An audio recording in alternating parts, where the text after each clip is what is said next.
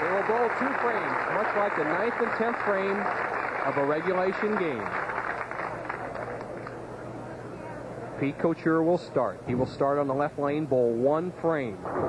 Then Earl Anthony will get up and bowl the equivalent to the 9th and 10th frame. Chris, we've had 2 other sudden deaths in the Firestone Tournament of Champions. Wayne Webb in the first year here at Riviera, and he went on to win the tournament. Wayne Zahn, who went on to win the tournament. And Jimmy Stefanich and Don Johnson had a tie, and Stefanich won the tournament after roll-off. So it's an all-new 2-frame match after a 2:05 tie. There you see Mary, Pete's wife. Couture will bowl 1 frame and sit down. This is equivalent to the 9th frame of a regulation game, starting from 0. Now the 2-5, way to the right on the approach. Okay. Solid spare. Now Earl is up. Theoretically, Earl can shut out Couture, and in the match, if he strikes 9th, 10th, and 11th frames, he could shut out Couture, and Couture would not finish. Remember, this is the 9th frame, equivalent to the 9th frame for Earl Anthony, sudden death roll-off, Firestone Tournament of Champions.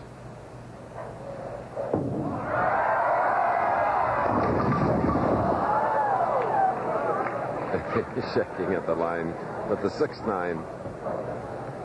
Earl got a good break and broke down the bucket. He had the 3, 5, 6, 9 standing, knocked out the 5 and the 3. Keep talking about Earl's 36 championships, most ever. Must remember he's finished second 35 times.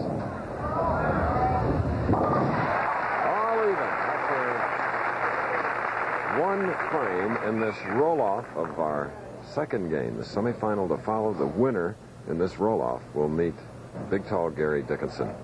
We've never had a double roll-off. If they would happen to tie again, as they're even with 1 more frame to go, this is equivalent to the 10th frame, both players going in even. If they'd happen to tie again, we'd just do it again until somebody wins. What time's your plane, though?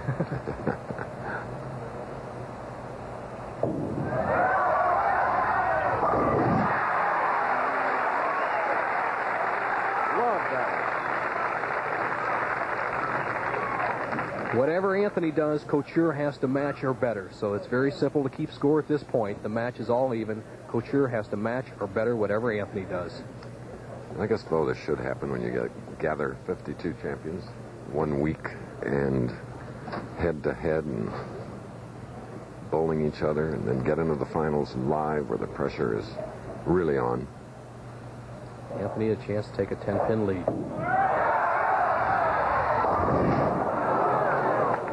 And the 2-pin on the left lane. He puts Couture in a must-strike situation. Earl, with a conversion, would have a score of 40. That would be the final score for his 2-frame roll-off. What Couture would have to do is beat the 40. He has a spare up in the 9th. All right, and now Pete Couture immediately calls Harry Golden, the tournament director. Doesn't like the rack. He's having Harry take a big look at it. Wide World, of course, follows at 5 Eastern and Pacific, 4 Central Time after the Pro Bowlers Tour, live except on the West Coast. Great championship fight. Tremendous welterweight, Tommy Hearns versus Randy Shields. And a preview of the Kentucky Derby. And then tonight at 8, 20th anniversary special, ABC's Wide World of Sports. Couture must strike on this ball or he loses. He's back to the same situation he was again in the 10th frame last game. Well, we're all even up to this point. Here's the situation. If Couture throws 1 more strike, he defeats Earl Anthony, goes on to meet Gary Dickinson in the semifinal. If Couture spares, we have another roll-off. If he opens, Anthony wins. And if you just joined us, Earl Anthony, who defeated Mark Ruff 221 to 192 in the first game. These two professionals bowled to a 2:05 tie. This is a roll-off, and here's the shot for Couture.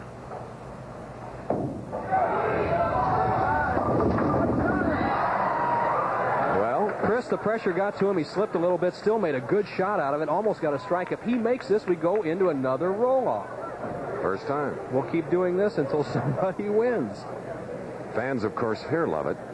Couture must make this fair, though. Don't forget, it's not all. See Couture muscling that ball through. Slipped a little bit at the foul line, had enough composure about himself to get through the shot and almost salvage it to a strike. Now he's got to cover this 10-pin.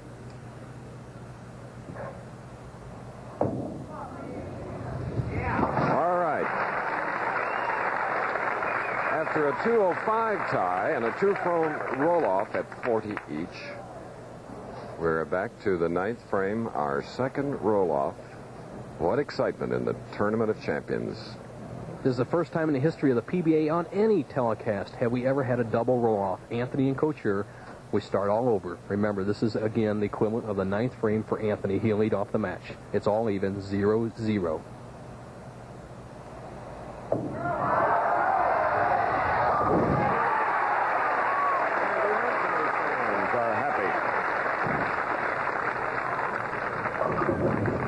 Couture will get up and bowl the 9th, the equivalent to the 9th and 10th frame. Anthony started with a strike. 35-year-old Pete Couture. Earl Anthony will be 43 Monday. All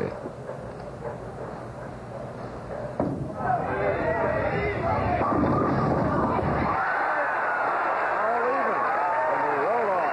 9th frame, roll-off number 2. That's the shot Couture was looking for in the final shot of the last game, ripping the 5 into the 7.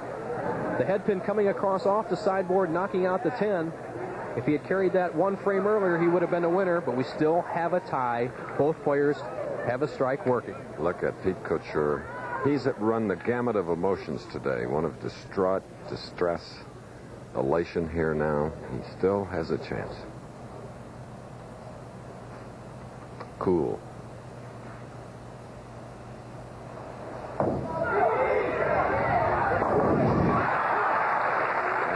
Cheers.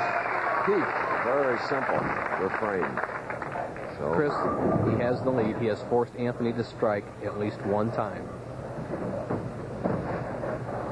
Regardless of who wins this match, Chris, it'll be interesting to see how much it takes out of them. They still have 2 more opponents to go through if they're going to win the title. $30,000 at stake, along with the title.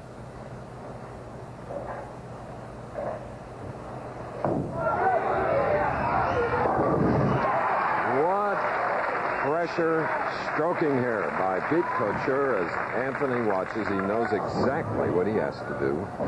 Couture with another strike will force Earl Anthony to get all 3 strikes just to tie and do it all over again. This is truly survival of the fittest in bowling's 3rd jewel of the Triple Crown. Mary Couture looks on, knows her husband's really in the driver's seat now. He has the strikes. Earl Anthony has to get them. The second 2-frame roll-off.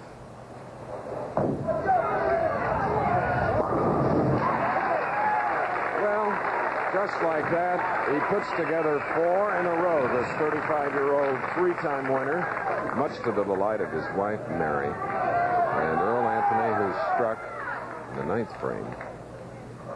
Wow, in order to tie, he has to roll 3. Reminds me of the game where Dickinson had 300 and Mark Roth 298. It's almost the same situation. He must throw all 3 strikes to tie the match. Number 1.